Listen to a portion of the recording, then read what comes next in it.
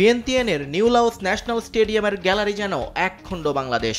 লাল সবুজের পতাকা উড়িয়ে বাংলাদেশ বাংলাদেশ ধ্বনিতে মুখর দক্ষিণ পূর্ব এশিয়ার দেশটির এই ফুটবল অ্যারেনা। অনূর্ধ্ব 20 সাফের পর এশিয়ান কাপ বাছাইয়ের প্রথম ম্যাচেও বাজিমাত পিটার বাটলার শিষ্যদের। স্বাগতিক লাওস উড়ে গেল 3-1 গোলে।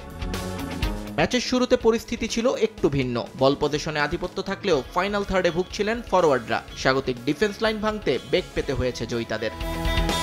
ম্যাচের 20 থেকে 22 মিনিটে বেশ কয়েকবার লাওস অর্ধে আক্রমণ শানায় লাল সবুজ, কিন্তু বারবারই ব্যর্থ হন স্ট্রাইকাররা। কখনো নিজেদের ভুল আর কখনো ত্রাতা হয়েছিলেন লাওসের গোলকিপার। অবশেষে 36 মিনিটে আসে সেই মাহেন্দ্র খন। শান্তিমার্ডির কর্নার থেকে উড়ে আসা বলে জটলা থেকে এগিয়ে হেড করেন সাগরিকা। ম্যাচে প্রথমবারের মতো লিড নেয় বাংলাদেশ। আনন্দে ফেটে পড়ে গ্যালারি।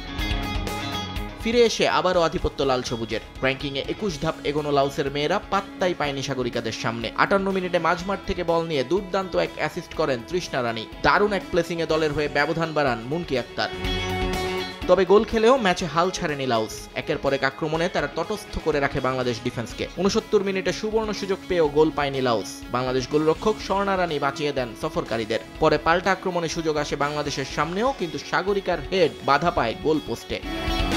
তবে 86 মিনিটে আর আটকানো যায়নি লাওসকে। বাংলাদেশের ডিফেন্স এবং গোলকিপারের ভুলে ব্যবধান কমায় স্বাগতিকরা। স্কোরশিটে নাম লেখান আন্নাউন্সি, কিন্তু সেই গোলের রেশ কাটতে না কাটতেই গোল হজম করে লাওস। বাংলাদেশের হয়ে ম্যাচে তৃতীয়বার আর নিজের জোড়া গোল পূরণ করেন সাগরিকা।